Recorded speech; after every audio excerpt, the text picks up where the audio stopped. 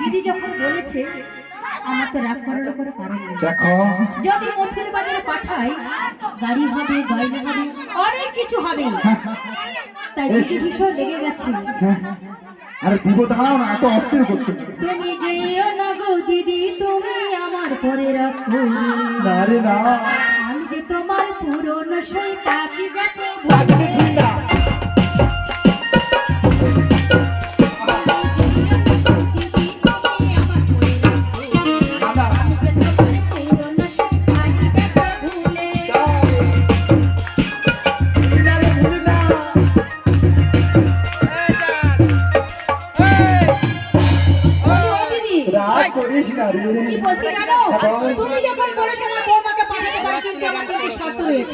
ওই তিনটি সত্য, ওই আম সত্য, তেঁতুলের সত্য, আম সত্য বলে মনে হয় না।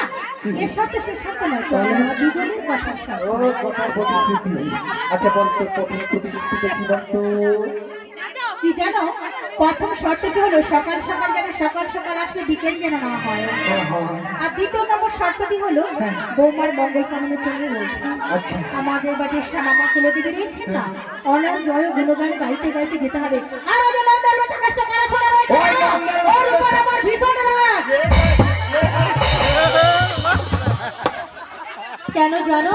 ওই নন্দার বেটা কেসটা, হ্যাঁ ওর উপর আমার বড় ওর তো আমারও রাগ। কি জানো, বৌমা রন্ধন শুনে রান্না করছিল আর ওই ছোট ওটাতে যাচ্ছিল, আর আমার কুটিল আমাকে দেখে কি দেখা জানো, আসো আসো আসো নাকি যখন দেখলাম রন্ধন শুনে কি জানো, বৌমা যা করে রাঁধতে বসে কালা ছড়া বাজায় বাঁশি, রান্না বান্না ছেড়ে বৌমা কেমন করে আসে।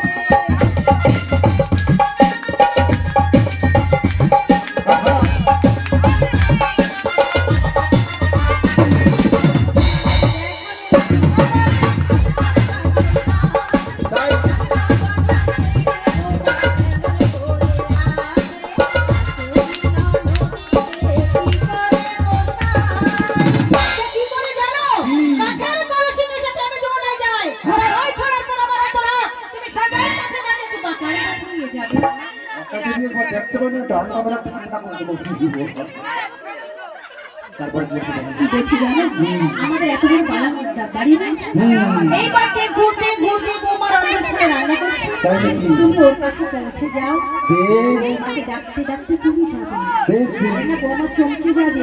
ঠিক আছে, তাই 500 টাকা রেডি করি, তাই 500 টাকা রেডি করি।